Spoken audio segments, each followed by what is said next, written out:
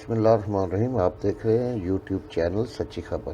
तो दोस्तों, इसमें आपको जो वीडियो दिखाई जाती है उसमें हमारा किसी से के साथ कोई इख्तलाफ नहीं, लेकिन आपको ये ज़रूर बताने के लिए कि आप इसे देखें और ना सिर्फ लाइक करें, शेयर करें और चैनल को सब्सक्राइब करें, बल्कि आप खुद फैसला करें कि इनमें झूठा कौन है और सच्चा कौन है। ये हमारा मकसद सिर्फ ओनली ये होता है। मैं वाकई आज बड़ा खुश हूँ क्योंकि बड़ी 3 महीने मेहनत और कोशिश के बाद ये कौन हुआ। और डॉक्टर अनीस जो चेयरमैन है, मैं उनका ख़ास तौर पे शुक्रगुज़ार भी हूँ और उनको खराज तहसीन भी पेश करता हूँ। पूरा रोड मैप अब सामने रखा है कि अब ये जो रहमतुल्लिल आलमीन अथॉरिटी है, इसके कौन कौन से स्टेप्स होंगे, immediate term, short term, medium term और लॉन्ग टर्म। मैं सबसे पहले अपनी कौम के सामने जो बात रखना चाहता हूँ कि क्यों ज़रूरत पड़ी इसकी। सबसे पहले मुझे ये एहसास हुआ कि जो हमारे यूथ हैं, हमारे जो बच्चे हैं, उनको पूरी तरह समझ ही नहीं है कि ये मुल्क बना क्यों था और हमारे नबी सल्लल्लाहु अलैहि वसल्लम उनका पैगाम क्या था, क्यों उनको फॉलो करने के लिए अल्लाह ने हुक्म दिया कुरान में। मुझे ऐसा ये भी नहीं लोगों को पता कि जब वो नमाज़ पढ़ते हैं तो वो अल्लाह से मांगते क्या हैं। और मैं अक्सरियत की बात कर रहा हूँ कि उनको यही नहीं पता, जब वो कहते हैं एक ही चीज़ नमाज पे मांगते हैं ना कि अल्लाह उनके रास्ते पे लगा जिनको तूने नेमतें बख्शी, उनके नहीं जो गलत रास्ते पे चले गए। तो जिनको अल्लाह ने नेमतें बख्शी सबसे ज़्यादा वो तो हमारे नबी सल्लल्लाहु अलैहि वसल्लम थे, बाकी भी पैगंबर थे। तो असल में तो हम सारा वक्त नमाज पे एक ही चीज़ मांग रहे होते हैं कि उनके रास्ते पे चलो। तो उनका रास्ता क्यों इतना ज़रूरी है? क्या हमें समझ है कि अल्लाह क्यों हमें कहता है उनके रास्ते पे चलो? क्योंकि दुनिया की तारीख़ का कभी किसी इंसान ने वो अचीव नहीं किया, कभी उसकी यानी आप 5% भी अचीवमेंट नहीं जो कि हमारे नबी सल्लल्लाहु अलैहि वसल्लम ने, और ना कोई कर सकता है। ये जब 100 ग्रेटेस्ट मैन, उनके ऊपर एक किताब है, पता नहीं उसका क्या नाम है, हार्ट या कुछ है, वो नंबर 1 पे उनको क्यों रखता है? वो तो मुसलमान नहीं है, लेकिन वो अचीवमेंट्स पे रखता है कि किसी इंसान ने वो चीज़ें अचीव नहीं की। तो अल्लाह हमें क्यों कहता है कि उनके रास्ते पे चलो? हमारी बेहतरी के लिए। जब वो कहता है कि वो 2 रास्ते हैं आपके सामने, एक अल्लाह की वो रास्ते जिस पे अल्लाह ने नेमतें बख्शी हैं, तो वो जो रास्ता है वो आसान रास्ता नहीं है, क्योंकि नबी सल्लल्लाहु अलैहि वसल्लम का आसान रास्ता नहीं था, लेकिन वो इंसान की अज़मत का रास्ता था। तो हमें मुझे एहसास होना शुरू हुआ बहुत पहले, पॉलिटिक्स में आने से भी पहले, कि मुझे ये एहसास होना शुरू हुआ कि हमें किसी को, मैंने जब कम अज़ कम मैं जब स्कूल में था तो मैंने जब पढ़ा तो मुझे कभी ये चीज़ें नहीं किसी ने बताई। मुझे मेरी दीनियात और इस्लामियात की क्लास के अंदर मुझे कभी ये नहीं बताया गया कि क्यों मैं नबी सल्लल्लाहु अलैहि वसल्लम के रास्ते पे चलूँ।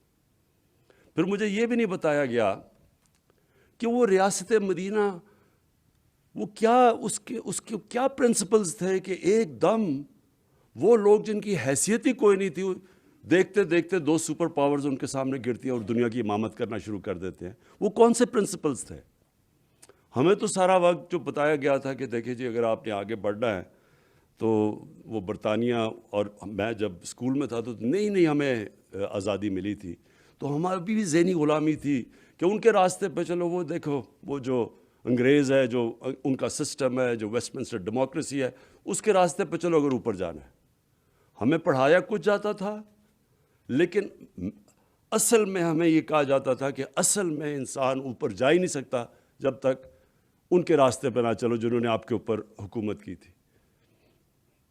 और ये सबसे बड़ा मसला है कि हमारे में एक डिस्कनेक्ट है।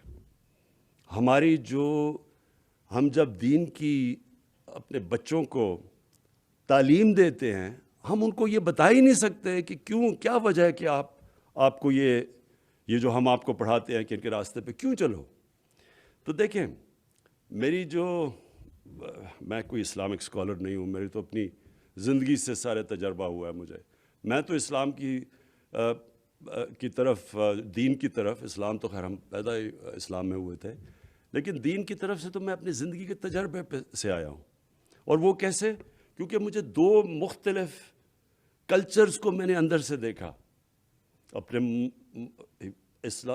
پاکستان کا تو میں ماں باپ اور ہمارے اسکول کلچر تو دیکھ ہی لیا تھا, لیکن میں نے مغربی کلچر کو اندر سے دیکھا, اور پھر میں نے اپنا تجزیہ کر کے میں پھر ان نتیجوں پہ پہنچا. اور آہستہ آہستہ جو اصل چینج جب میرے میں آیا, جب میں نے نبی صلی اللہ علیہ وسلم کی زندگی پڑھی, ان کی سیرت پڑھی, اسٹڈی کیا اس کو, تو اصل میں تو چینج تب میرے میں آیا.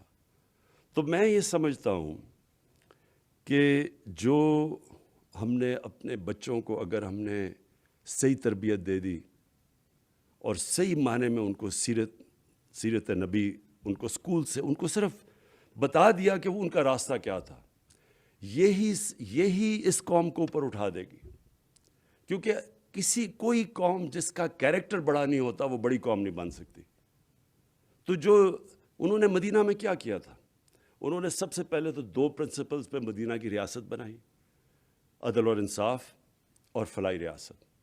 اور انہوں نے پھر انسانوں کی کیریکٹر بلڈنگ کی. وہی لوگ تھے, انہوں نے ان کو جو کیریکٹر کی ٹرانسفارمیشن کی, یہی چینج تھا. تو وہ تو دنیا کے سامنے وہ لوگ جو عرب 2 سپر پاورز کے بیچ میں تھے, کوئی حیثیت نہیں تھی, وہ ایک تاریخ ہے. یہ کوئی یعنی باقی اللہ کے پیغمبروں کی تاریخ میں اس طرح ڈیلی زندگی کسی کی بھی نہیں ہے.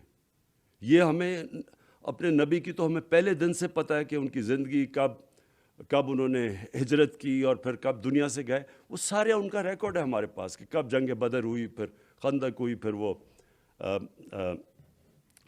جو ان کو صلح حدیبیہ ہوئی, یہ سارا تاریخ کا حصہ ہے. تو ایک سمجھ لیں, ہمیں کبھی اپنے آپ سے پوچھتے رہیں کہ یہ کیا ٹرانسفارمیشن تھی کہ ایک دم, یہ کہیں بھی دنیا کا اس کی کوئی مثال نہیں ہے کہ ایک دم ٹرانسفارم ہو کے ایک دنیا کی امامت کی. اس لیے اللہ کہتا ہے کہ ان کی زندگی سے سیکھو, ہماری بہتری کے لیے. ہم اگر اس پہ چلیں گے قوم اٹھ جائے گی, اگر انسان ان کو کاپی کرے گا وہ کیریکٹر بڑا ہو جائے گا. پھر جب سے مجھے حکومت ملی تو میں نے یہ کیوں میں نے رحمۃ اللہ عالمین اتھارٹی کا فیصلہ کیا. سب سے پہلے میں کیونکہ مغربی کلچر بھی سمجھتا تھا, اپنا بھی کلچر دیکھا, تو میں نے یہ ریئلائز کیا کہ گورنمنٹ کئی چیزیں نہیں ٹھیک کر سکتی. کیا نہیں ہم ٹھیک کر سکتے؟ مدینہ کی ریاست میں جو قرآن کی آیت ہے, امر بالمعروف, اچھائی کے ساتھ کھڑی اور برائی کو ختم کرو, یہ جو برائی کے خلاف کھڑے ہو, یہ جو بیسک جس کو ایک مورالٹی یا ایتھکس ایک سوسائٹی کی, اس کے اوپر بیس ہوتی ہے. تو میں نے جب دیکھا کہ ہمارے سے وہ بہت آگے ہے مغرب, برطانیہ کا جو سوسائٹی ہے وہ ہمارے سے بہت آگے ہے, وہ واقعی برائی کو دباتی ہے اور اچھائی کے ساتھ کھڑی ہوتی ہے. ان کی جو ایتھکس ہیں, ان کی جو مورالٹی ہمارے سے بہت آگے ہے. کبھی بھی وہاں کوئی تصور بھی نہیں کر سکتا کہ وہ پبلک کا پیسہ چوری کرے, کوئی مقصود چپڑاسی کے نام پہ 4.25 ارب روپیہ رکھتے اور وہ کہیں شکل بھی دکھا سکے. سوسائٹی روکتی ہے اس کو, کیونکہ میں نے تو وہاں دیکھا ہوا ہے. وہاں ایک لارڈ آرچر تھا, بڑا قریب تھا مارگریٹ تھیچر کے, وہ صرف اس نے عدالت میں جا کے اس کا جھوٹ پکڑا گیا, 3 سال جیل میں گزارا. سب سے طاقتور پرائم منسٹر کا وہ قریبی آدمی تھا. لارڈ آرچر نے 3 سال جیل میں گزاری, کوئی اس کو کھانے پہ نہیں بلاتا تھا. سنگاپور میں لی کوان یو نے جب سنگاپور کو چینج کیا, جب سنگاپور میں بھی بڑی کرپشن تھی, اس نے جب کرپشن چینج کیا, ذہن چینج کیا, امر بالمعروف وہ امپلیمنٹ کیا, تو اس کا جب قریبی دوست تھا جو منسٹر, جب اس نے کرپشن کی پکڑا گیا, خودکشی کی اس نے, کیونکہ اس کو پتا تھا معاشرے میں اب مجھے کوئی آنے نہیں دے گا. میں اپنی کیبنٹ کو بھی بتاتا رہتا ہوں کہ امریکہ کے اندر ایک بہت بڑا ملٹی بلینئر تھا, برنی میڈوف. اس کے اوپر فلم بھی بنی ہوئی ہے. سب سے سارے بڑے بڑے لوگ سیلیبریٹیز اس کو ملا کرتے تھے. سب سے طاقتور بڑا پرومیننٹ آدمی گنا جاتا تھا, امیر ترین تھا.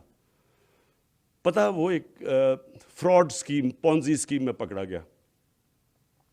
اس کے 2 بیٹے تھے, ایک نے خودکشی کی, دوسرا گھر کے اندر ہی بند ہو گیا اور بیماری سے مر گیا. بیوی نے طلاق دے دی. ابھی رپورٹ ایک اور ابھی دیکھ رہا تھا, اس کی بہن اور اس کی بہن کے ہسبینڈ نے خودکشی کر لی. یہ کیوں کی ہے؟ کیونکہ معاشرے کے اندر جگہ ختم ہو جاتی ہے ان کی. تو ہم اگر کرپشن سے یہاں لڑنا ہے, اور یہ یاد رکھیں کہ ملک صرف غریب اس لیے ہوتے ہیں کرپشن کی وجہ سے. ساری دنیا کے اندر آپ اسٹڈی کر لیں, جو غریب ملک ہیں, ہر ملک کے اندر کرپشن ہے جو غریب ہے. اور سوئٹزرلینڈ جیسا ملک جس کے کوئی وسائل ہی نہیں ہے, سب سے امیر ترین ملک ہے, کیونکہ وہاں کرپشن نہیں ہے. رول آف لا انڈیکس میں سب سے اوپر ہے. تو اس کے اندر یہ میں صرف مجھے آہستہ آہستہ احساس ہوا ہمارے ملک میں کہ ہم کرپشن کو ایکسیپٹیبل کر بیٹھے ہیں. یہ سب سے زیادہ ایک معاشرے کو تباہ کرنا ہے. معاشرے کے اندر برائی کو ایکسیپٹ کر جاؤ. جس طرح مولانا رومی سے کسی نے پوچھا کہ قوم کیسے مرتی ہے, اس نے کہا اچھے برے کی تمیز ختم کرتی ہے, قوم مر جاتی ہے. اب برائی کو برائی نہ سمجھے, محنت کون کرے گا؟ اگر چوری میں برائی نہیں ہے تو میں کیوں پڑھوں, میں کیوں محنت کروں؟ جب میں آرام سے قبضہ گروپ بن جاؤں یا میں کوئی منسٹر بن کے پیسے بنانا, میں کیوں محنت کروں؟ اس لیے مدینہ کا جو ریاست تھی وہ اس بنیاد پہ کھڑی کی گئی تھی. تو ادھر وہ ہمارے سے بہت آگے ہیں. میں نے یہ سارے ملک دیکھے ہیں, آسٹریلیا, نیوزی لینڈ چلے جائیں, کوئی تصور بھی نہیں کر سکتا کہ اتنا سا بھی کسی کے اوپر دھبا آ جائے کرپشن کا, وہ شکل بھی کوئی معاشرے میں دکھا سکے. تو یہ اس لیے اپنے بچوں کو ہمیں سیرت نبی پڑھانی ہے, تاکہ ہمارے بچے جب قوم فیصلہ کرے گی کہ ہم نے کسی نے بدی کی, برائی کی, قوم اس کو آئسولیٹ کرے گی. جاپان کے اندر منسٹر کوئی پکڑا جاتا ہے, عام زبان کے اندر ان کے وزیر خودکشی کر لیتے ہیں, کیونکہ معاشرے میں جگہ ختم ہو جاتی ہے. آپ وہ چوروں کے اوپر پھول پھینکیں گے, آپ کے مین لوگ وہ نیب کے کورٹ پہ جا رہے ہیں, پھول پھینک رہے ہیں. وہ جا کے ایک باہر بھاگ گیا ہے, جھوٹ بول کے وہ باہر بھاگا ہوا ہے, اربوں روپے کی پراپرٹیز میں بیٹھا ہے. یہاں بڑے بڑے صحافی کہہ رہے ہیں جی اسے تقریر کرنے دو. کوئی کسی وکیلوں نے کہا کہ جی اس کو پھر سے اس کے بین ختم کرو, کہ پھر سے اسے اجازت دو الیکشن لڑنے کی. تو یہ ہے ہماری معاشرہ. اس لیے نہیں کہ اللہ نے وسائل کی کمی رکھی ہے. دوسری چیز, جب میں نے پولیس چیفز کو بلایا شروع میں اور کرائم چارٹ دیکھا, آئی جیز کو, میں نے کہا کہ کون سی کرائم سب سے زیادہ ہے. اور میں 3 سال پہلے کی بات کر رہا ہوں. مجھے یہاں اسلام آباد آئی جی نے اور پنجاب, انہوں نے کہا جی سیکس کرائم تیزی سے اوپر جا رہی ہے. اور وہاں قصور میں واقعہ ہوا تھا بچوں کے ساتھ چائلڈ پورنوگرافی کا. میں نے بڑے چن کے ایک ڈی آئی جی کو چنا, اور میں نے کہا تم خود جا کے, کیونکہ وہاں کچھ پکڑا کوئی نہیں جا رہا تھا. تو ڈی آئی جی نے جب واپس آ کے مجھے رپورٹ دی, تب سے مجھے خوف ہونا شروع ہوا. پہلے تو سیکس کرائم سارے پاکستان میں بڑھ رہی تھی. دوسرا, اس نے جو رپورٹ دی اس نے کہا جی وہاں اس نے کہا جب تک آپ نے ٹیچرز کو, علماء کو, معززین کو ساتھ نہ ملا کے پوری کیمپین نہ کی, ہم کچھ نہیں کر سکتے, کیونکہ کوئی رپورٹ ہی نہیں کرتا کرائم. اب پولیس تو تب پکڑے گی جب کوئی کرائم رپورٹ کرے گا. تو جب کوئی کرائم ہی نہیں رپورٹ کر رہا, پولیس نے کیا ایکشن لینا ہے؟ تو آہستہ آہستہ یہاں بھی جب میں نے کرائم چارٹ دیکھا تو ریپ اور چائلڈ ابیوز, جو بچوں سے زیادتی ہے, وہ دونوں بڑھ رہی ہیں. اور اس کی جو سب سے تکلیف دہ چیز ہے کہ 1% بھی نہیں رپورٹ ہوتی پولیس میں. لوگوں کو شرم آتی ہے, فیملیز شرما جاتی ہیں, گھبراتے ہیں کہ ہماری بری پبلسٹی ہوگی, چپ کر جاتے ہیں بیچارے. تو تب میں نے پھر سوچا کہ ہم یہ صرف گورنمنٹ اس کا مقابلہ نہیں کر سکتی, اس کا معاشرہ اس کے خلاف مقابلہ کرے گا. اور معاشرہ تب مقابلہ کرے گا جب ہم معاشرے کے اندر یہ ایتھکس تو دیں, لوگوں کو بتائیں تو صحیح کہ کیوں اسلام کے اندر یہ جو ہمارا پردے کا کانسیپٹ ہے, اور میں صرف کپڑوں کی بات نہیں کر رہا, آنکھوں کا پردہ, یہ جو کانسیپٹ ہے یہ کیوں ہے؟ اور پھر کیونکہ میں نے مغرب بھی دیکھا ہوا ہے اور یہاں کی بھی سوسائٹی دیکھی ہے، میں جب شروع میں گیا برطانیہ تو 14 میں 1 طلاق ہوتی تھی وہاں، اور دیکھتے دیکھتے وہاں 70% طلاقیں شروع ہو گئی۔ کیا چینج آیا؟ ان کی جو پبلک موریلٹی تھی وہ چینج ہو گئی۔ جو ٹی وی پہ اور فلموں پہ جو چیزیں آنی شروع ہوئیں وہ آہستہ آہستہ زیادہ فحاشی بڑھتی گئی۔ جیسے جیسے، اور تو پھر جب ہم اپنا دین کو اسٹڈی کرتے ہیں کہ یہ پردہ کیا کانسیپٹ ہے، پردہ تو فیملی سسٹم کو پروٹیکٹ کرنے کے لیے، اور اس کے اوپر اگر کبھی کسی نے سمجھایا لوگوں کو کہ اس کے پیچھے کیا ہے، ہم تو صرف کیا کہتے ہیں آرڈر کر دیتے کہ جی کپڑے ایسے کرو ویسے، پہلے اس کی سائیکالوجی تو پیچھے بتائیں کہ کیوں کر رہے ہیں آپ، کیونکہ اس کے پیچھے تو بڑا فلسفہ ہے۔ اور جیسے جیسے ایک سوسائٹی کے اندر آپ فحاشی بڑھاتے رہے، سب سے پہلا مسئلہ آتا ہے فیملی سسٹم میں۔ آپ اگر ہالی ووڈ کے اندر ذرا کبھی پڑھ لیں کہ ہالی ووڈ میں جدھر سے سارا ٹرینڈز نکلتی ہیں تو وہاں ایک شادی 2.5 سال لاسٹ کرتی ہے ایوریج پہ، کیونکہ آپ بڑھاتے جائیں گے وہ اس کا ڈائریکٹ امپیکٹ فیملی سسٹم پہ پڑے گا۔ اور پھر فیملی سسٹم جب ایک گھر ٹوٹتا ہے تو اس کے کیا معاشرے کے اوپر مسئلے آتے ہیں؟ کیوں ہمارے دین کے اندر اتنا زور ہے کہ اپنی فیملی کو پروٹیکٹ کرو؟ ڈیورس کیوں اتنی بری سمجھی جاتی ہے؟ کیونکہ اس کا بچوں پہ افیکٹ پڑتا ہے۔ تو جب ہم وہاں دیکھتا ہوں تو ان کی بہت بڑی تباہی آئی ہے اس کی وجہ سے۔ سارا مغرب کے اندر پچھلے 30-40 سال دیکھیں، فیملی سسٹم ٹوٹتا جا رہا ہے۔ ہم ان سے بہت آگے، اللہ نے ہمارا فیملی سسٹم ابھی بھی پروٹیکٹ کیا ہوا ہے، اور ابھی بھی ہمارے علماء کو، ہماری یہ اتھارٹی، کم از کم ہم اپنے یوتھ کو یونیورسٹیز میں، کالجز میں بتائیں تو صحیح کہ فلسفہ اس کے پیچھے کیا ہے، کیا پرابلم ہوتا ہے جب فیملی ٹوٹتی ہے۔ بچوں کے اوپر کیوں نہیں بچے کمپیٹ کر سکتے ایکڈیمکلی جب ایک ٹوٹے ہوئے گھر سے آتے ہیں؟ ان کا اس کے بڑے اب اس کے اوپر کافی ریسرچ ہوئی ہے، ہمارے لوگوں کو پوری طرح اس کی سمجھ۔ اس لیے میں نے، کیونکہ یہ معاشرہ لڑتا ہے اس سے، یہ گورنمنٹ نہیں لڑ سکتی، اور تو ہم نے تب سوچا کہ اس کا تو طریقہ یہ ہے کہ ہم اسکالرز کو اکٹھا کریں اور پھر سارے اور بھی علماء سب کو اکٹھا کریں، تقسیم نہ کریں۔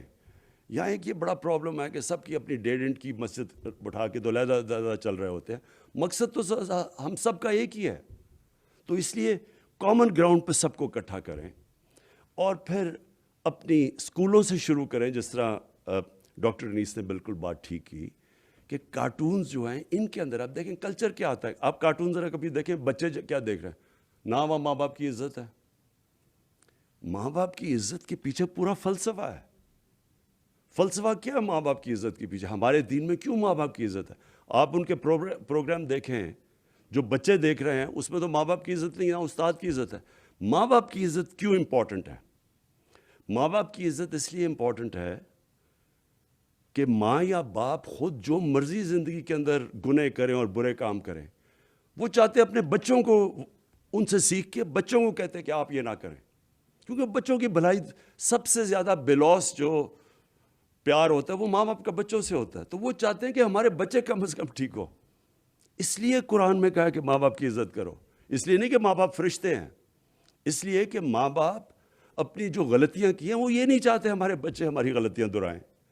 اور یہ سارے جو کانسیپٹس ہیں سمجھانے ہم نے، یعنی ہم نے سوسائٹی کو جب پوری طرح ان کی تربیت کرنی ہے تو یہ کانسیپٹس ہیں ہمارے دین کے، ان کو عام آدمی کی زبان پہ سمجھانا ہے ہم نے۔ اور جو آپ نے بڑا اچھا، میں صرف آپ کے سامنے رکھوں کیونکہ ڈاکٹر انیس آپ نے پہلی دفعہ بڑی محنت کر کے ایک پورا روڈ میپ آپ بنایا ہے ہمارے رحمۃ اللہ عالمین کا۔ تو کیریکٹر بلڈنگ کے لیے، اچھا کیریکٹر بلڈنگ کے اندر لیڈرشپ بھی آ جاتی ہے۔ دیکھیں لیڈرشپ جو دنیا میں کوئی بھی پیمانے پہ دیکھ لیں تو وہ لیڈرشپ کسی انسان کی نہیں تھی جو نبی صلی اللہ علیہ وسلم کی تھی۔ اس کی ٹیسٹ کیا تھا کہ جو ان کے ارد گرد تھے وہ سارے لیڈر بن گئے، جو ان کو دیکھتے دیکھتے لوگ لیڈر بن گئے۔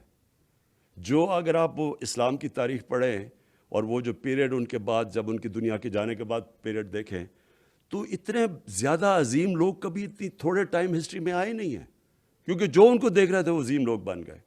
تو سب یہ جو لیڈرشپ کانسیپٹ ہے یہ بہت امپورٹنٹ ہے کہ ہم بتائیں تو صحیح اپنی یوتھ کو کہ لیڈرشپ کی وہ کون سی کوالٹیز ہیں. اور پھر ایجوکیشن، بچوں کو یہ جو سیرت کا بتائیں لوگوں کو کہ کیا وہ کون سی کوالٹیز تھی. فیملی سسٹم میں کیا بیٹھا ہوں. انٹرفیتھ کمیونل ہارمنی، یعنی یہ جو ہمارا، ہم کئی دفعہ یہ سمجھتے ہیں، ہم تو تقسیم جو کرتے رہتے ہیں انسانوں کو، ہم یہ ریئلائز نہیں کرتے کہ نبی صلی اللہ علیہ وسلم جو ان کو اللہ نے ٹائٹل دی تھی رحمۃ اللہ عالمین، وہ انسانوں کو، سب انسانوں کے لیے تھے، سب انسانوں کے لیے رحمت بن کے آئے تھے. وہ یونائٹ کرنے آئے تھے انسانوں کو. جو مساک مدینہ تھا وہ جو یہودی بھی تھے، عیسائی بھی تھے، لیکن ان سب کو انہوں نے یونائٹ کیا تھا. تو یہ جو کانسیپٹ ہے، یہ جو ہم تقسیم کرتے ہیں ہر وقت، اگر برے لیڈر کی سب سے بڑی نشانی یہ ہوتی ہے کہ وہ انسانوں کو تقسیم کرتا ہے، اور بڑا لیڈر وہ ہوتا ہے جو ہمارے نبی صلی اللہ علیہ وسلم انسانوں کو اکٹھا کرنا. جو قائد اعظم نے کوشش کی، ہندو مسلم یونٹی کے ایمبیسڈر سمجھے جاتے تھے شروع میں، اور نیلسن منڈیلا نے جو کیا ساؤتھ افریقہ میں کہ انسانوں کو اکٹھا کیا. اور پھر جو اسلام کا کانسیپٹ ہے، ویسے وہ میں ابھی بھی کہوں کیونکہ میں سب سے زیادہ پیسہ اکٹھا کرتا ہوں. جتنے جو دینی لوگ ہوتے ہیں وہ اپنا فرض سمجھتے ہیں کہ اللہ کی راہ میں دینا. یہ ہمارا بہت بڑا، پاکستان کے اندر ابھی بھی دنیا میں سمجھتا ہوں کہ ہم سب سے زیادہ چیریٹی دیتے ہیں. اور پھر ہیومن رائٹس، ہمیں باہر سے لیکچر ملتے ہیں ہیومن رائٹس کے. یہ سارے ہیومن رائٹس تو نبی صلی اللہ علیہ وسلم، آپ ان کی سیرت جب پڑھیں تو اس میں سارے لکھے ہوئے ہیں کہ کیا انسانیت. جو ان کا آخری خطبہ ہے وہ تو ہیومن رائٹس کا چارٹر ہے، اگر آپ اس کو صحیح طرح سمجھیں. تو میں ڈاکٹر انیس آپ کو یہ آج کہنا چاہتا ہوں کہ ہماری پوری گورنمنٹ کی آپ کی سپورٹ آپ کے ساتھ ہوگی. اور یہ مجھے بڑی خوشی ہوئی کہ یہ ہم اسلامک آئیڈیالوجی کونسل قبلہ اعظم آپ ان کے ساتھ ہوں گے. اسلامک یونیورسٹی، اس کے اسکالرز بیٹھے ہوئے ہیں، ان کے ٹیچرز بیٹھے ہوئے ہیں. میں یہ بیسکلی چاہ رہا ہوں کہ دیکھیں، یہ اللہ نے جب اس ملک کو بنایا تھا تو یہ بہت بڑی خواب کا نام تھا پاکستان. ہندوستان کے مسلمانوں نے بھی پاکستان کے لیے ووٹ دی تھی جب پتہ تھا کہ انہوں نے پاکستان کا حصہ نہیں بننا، کیونکہ وہ سب چاہتے تھے کہ ایک جو علامہ اقبال نے کہا نا کہ مثال بنے گی کہ ہم اصل میں اسلام کیا ہے. تو وہ جو سفر ہے. اور پھر میں یہ کہہ دوں کہ یہ جو ہم مانگتے ہیں کہ اللہ سیدھے راستے پہ لگا، سیدھے راستے کا سفر شروع ہوتا ہے. وہ اللہ نے یہ نہیں کہا کہ اس منزل پہ پہنچا دے، انہوں نے کہا نہیں، اس راستے پہ لگاؤ، کیونکہ راستہ کے مطلب ایک مسلسل جد و جہد. سیدھا راستہ کانسٹنٹ ریفارمیشن آف کیریکٹر کا نام ہے. مسلسل اپنے آپ کو آپ ریفارم کر رہے ہوتے ہیں. اور جو قوم بھی جب اس راستے پہ، اب جب ہم کہتے ہیں ریاست مدینہ، ایک یہ جہاد کا نام ہے. آپ کو جو قانون کی بالادستی یعنی قانون کی حکمرانی قائم کرنا جہاد ہے، کیونکہ آپ کا مقابلہ مافیاز کے ساتھ ہے. وہ نہیں قانون کے نیچے آنا چاہتے، وہ NRO لینا چاہتے ہیں. وہ آپ کو بلیک میل کرتے ہیں کہ ہم آپ کو چلنے نہیں دیں گے جب تک ہمیں چھوٹ نہ دو. تو یہ جہاد ہے. یہ مسلسل ایک معاشرہ جہاد لڑتا ہے اس عظمت پہ پہنچنے کے لیے. انسان بھی لڑتا ہے اپنے کیریکٹر ریفارمیشن میں، اور ایک معاشرہ کی ریاست کا کانسیپٹ ہے، وہ ایک پوری جد و جہد کرتا ہے. انسانیت کا جو کانسیپٹ ہے ہمارے دین کے اندر، مجھے افسوس سے کہنا پڑتا ہے کہ آپ اسکینڈینیویا جائیں، آپ کو تکلیف ہوتی ہے ان کے انسانیت کا نظام دیکھ کے. کتنی زبردست ویلفیئر اسٹیٹ. وہ جانوروں کو کیسے رکھتے ہیں، انسانوں کی تو دور کی بات ہے. میں آپ کو یقین دلاؤں کہ زیادہ تر مسلمان دنیا میں ہم اپنے انسانوں کو ویسے نہیں رکھتے جو آپ اسکینڈینیویا میں چلا جائے وہ جانوروں کو جس طرح رکھتے ہیں.